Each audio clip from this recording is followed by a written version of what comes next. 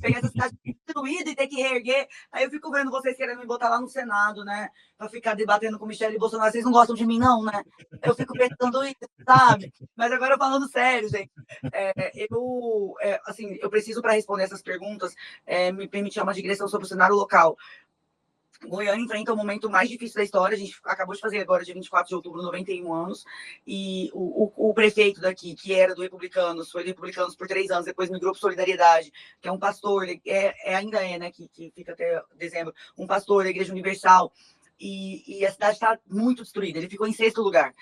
Isso também me aponta para do quanto a gente fala, a gente filosofa muito, né, sobre parâmetros, e a gente perde de vista os municípios. Isso me incomoda muito.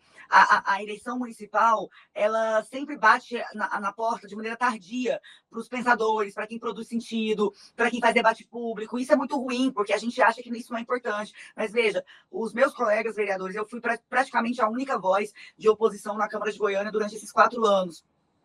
E os meus colegas vereadores, da base do prefeito, em sua grande maioria, foram reeleitos. Mas o prefeito ficou em 6º lugar na eleição. Então, assim, olha que dissonância cognitiva.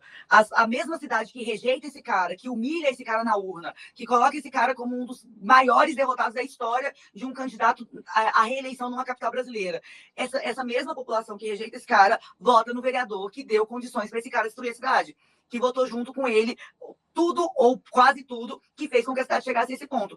Mas por que a eleição do vereador de Goiânia pode ser importante para mim, que estou assistindo aqui o DCM, que não tem nada a ver com isso? Porque são esses quadros que vão mapear o xadrez da eleição de presidência da Câmara, são esses quadros que vão mapear o xadrez das bases dos deputados estaduais e federais, porque, via de regra, é claro que essas novas formas de comunicação que a gente abordou aqui quando eu falava da Natália, incidiram diretamente na reorganização do Congresso Nacional, mas ainda a grande maioria dos deputados federais conta prefeitos. Quantos prefeitos eu tenho? É isso que vai decidir se o cara é deputado federal. E como esse prefeito é eleito ou reeleito?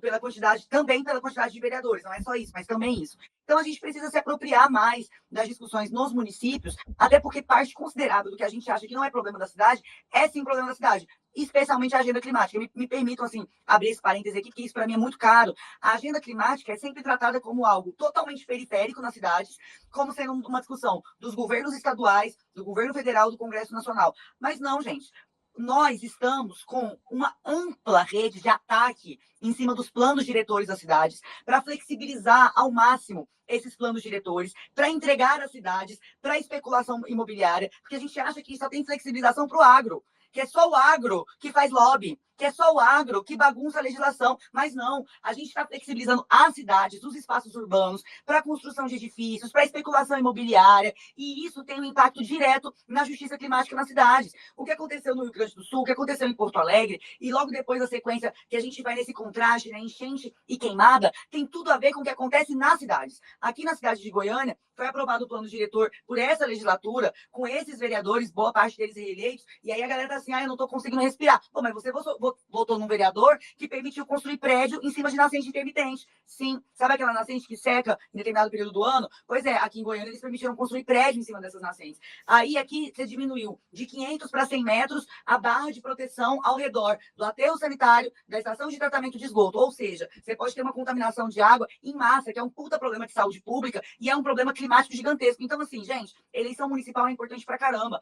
Eleição municipal não é só para sua rua ficar iluminada, embora isso seja muito importante, para não ter buraco na sua rua, para o seu transporte funcionar. A eleição municipal, principalmente nas capitais, ela tem tudo a ver com os grandes problemas globais. E a gente vai perdendo isso de vista, achando que não, que quem vai falar disso é só a Marina Silva, que quem vai falar disso é só a Célia Castiabá. Não, senhor. Não, senhor.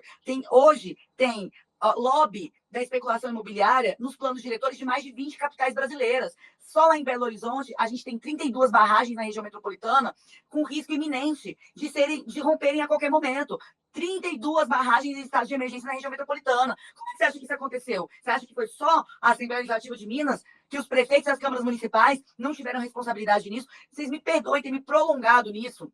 Imagina. Essa é a pauta da minha vida. As pessoas precisam acompanhar isso de maneira muito mais cirúrgica, porque na minha avaliação, e pode até soar polêmico o que eu vou dizer aqui, mas a minha avaliação é preocupante que a PEC do estupro, aquela PEC abjeta, tenha tido mobilização nas ruas e todo o desmonte de legislação ambiental não tenha. Porque o direito à vida e à dignidade de mulheres e crianças passa fundamentalmente pelo direito de respirar e de beber água limpa. Durante as queimadas, agora, meu filho ficou quase uma semana sem ir na escola, ele tem 5 anos, porque ele acordava e estava com uma poça de sangue no travesseiro. E aí eu fui falar com a professora, ela falou, 2/3 da turma do Davi também não estão vindo na aula, porque estão com problemas respiratórios. E aí você vai nos hospitais municipais, tá lotado de quê? De criança, com pico de problema respiratório. E isso não leva as pessoas para a rua. Isso não mobiliza. Então a gente precisa também se chocar com isso, igual a gente se chocou com a medida de urgência da PEC do estupro, porque isso incide diretamente sobre as nossas vidas, não é para o futuro, é para agora. As crianças estão internadas com problemas respiratórios agora. E é nas cidades que a gente discute isso também.